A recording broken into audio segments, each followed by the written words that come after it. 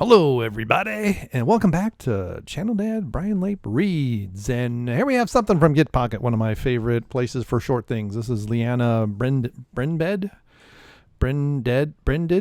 I don't know. Let me know how horribly I got that name, Lianna, and I will correct myself. So this is actually a pretty short one. It's something I came across, and I was like, this is interesting, sort of an oddity of history. This is probably not in the, well, I'm sure the history guy could make a much longer video than what I'm going to do reading this article, but I thought it was interesting. Nearly 500 years later, didn't know the fork was that old. Fork remains at the center of an American dining controversy. Now, I have no idea what the controversy is, so let's find out. Then there's a big fork in a frozen lake, it looks like. I wonder if that's Photoshop or it was really put there and then photographed. You never know. Perspective, it could be a little fork. It could be a huge thing. Someone just went out on the ice and stuck it in there. I don't know.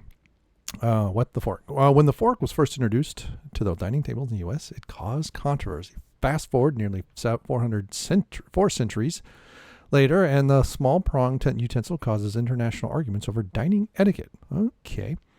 In June 25th, 1633, when Governor John Winthrop, a founding father of Massachusetts Bay Colony, took out a fork, then known as a split spoon, that's interesting, at the dinner table, the utensil was dubbed evil by the clergy.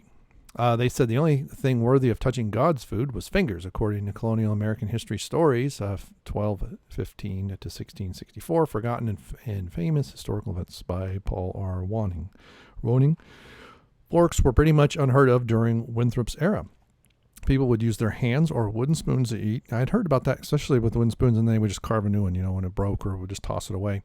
The Museum of Fine Arts in Boston says that only a handful of well-to-do colonists adopted use of the forks. It was also hard to argue for its use in the practical sense, according to, and I've seen some things about forks. A lot of them were very flat, and the tongues were further apart, I think, eventually. According to MFA, that's the Museum of Fine Art. When Winthrop received the case of utensils, a note accompanied it said, "For the useful application of which I leave to your discretion." Interesting. According to Brown University, forks didn't appear prolifically in archaeology sites until the early 18th century. So we're talking late 1700s, time of the Revolution. Forks, Americans get to know the fork. That's interesting. That's quite a scoop on that. Almost like it's slightly bent. When Americans finally started their love affair with the fork, their dining etiquette compared to their international peers became a source of controversy for centuries, whether it's the way the fork is held, only eating with the fork, or using the cut and switch. Yeah, I hate the cut and switch. It's too slow. It's just too inefficient. According in Small Things Forgotten, again, this same book, right? James Dietz, I guess, no, it's a different book. The peculiar way Americans use the fork can be traced back to what happened when they refused to adopt the utensil after it was introduced by Winthrop, and later to the Plymouth Colony area when a wealthy gentleman brought it to the dinner table in 1721. So that's early 18th century. So it was 1644, isn't that what that said? 1633. So we're talking 100, what was that, 94 years later? It's almost 100 years, but not quite. Right? 1721. So 1998. I'm trying to do math in my head and keep note, because 8 would be 1, so 88 years.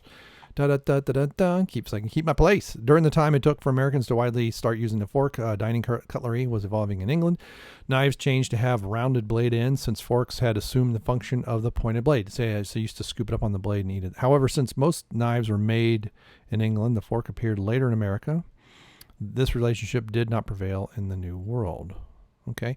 It's for this reason, he says, American standard of switching the fork with the tines pointed up rather than the European way of having the tines point down, okay, is still prevalent today. Using a rounded ended knife and not having a fork, one would either have made considerable use of fingers conveying solid foods to the mouth, or made do with the spoon. This raises an interesting, if not conjectural point. Americans often comment that Europeans use their forks upside down. Oh, okay, the way the usage. I was thinking, wait a minute, I used to live in Europe. I don't remember the forks being that much different.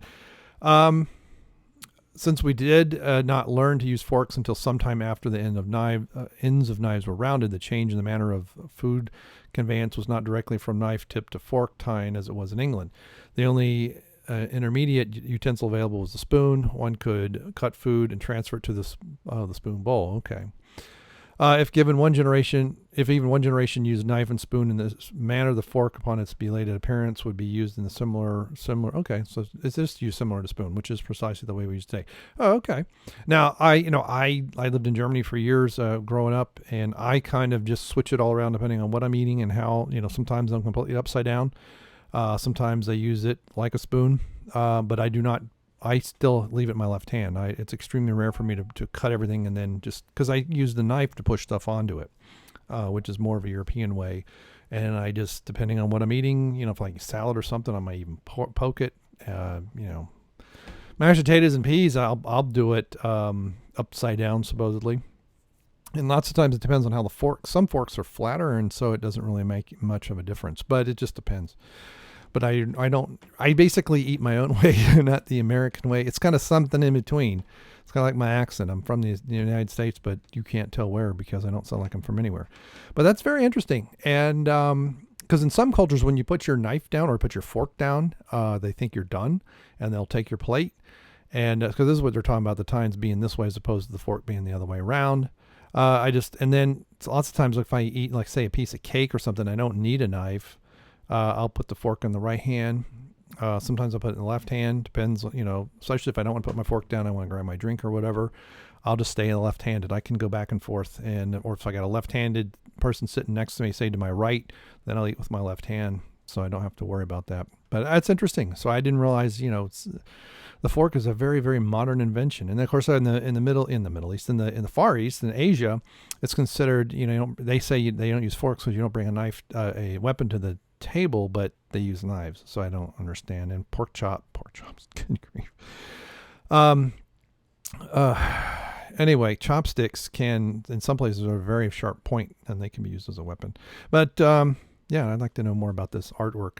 Exactly, if this is a perspective thing, or it's actually a large thing, or it's actually just a Photoshop rendering, and they just stuffed it in there. I don't know. All right, so what do you think? Do you use your fork upside down, right side up? Do you cut everything and switch? Do you cut as you go? Let me know in the comments below. Thanks for standing by and stopping by. And thanks so much for subscribing and clicking that like button. It really helps, and I really appreciate it. Thank you. No, very late. One of these days, consistency is going to help, and then maybe I'll get to 5,000. 3, 2, 1.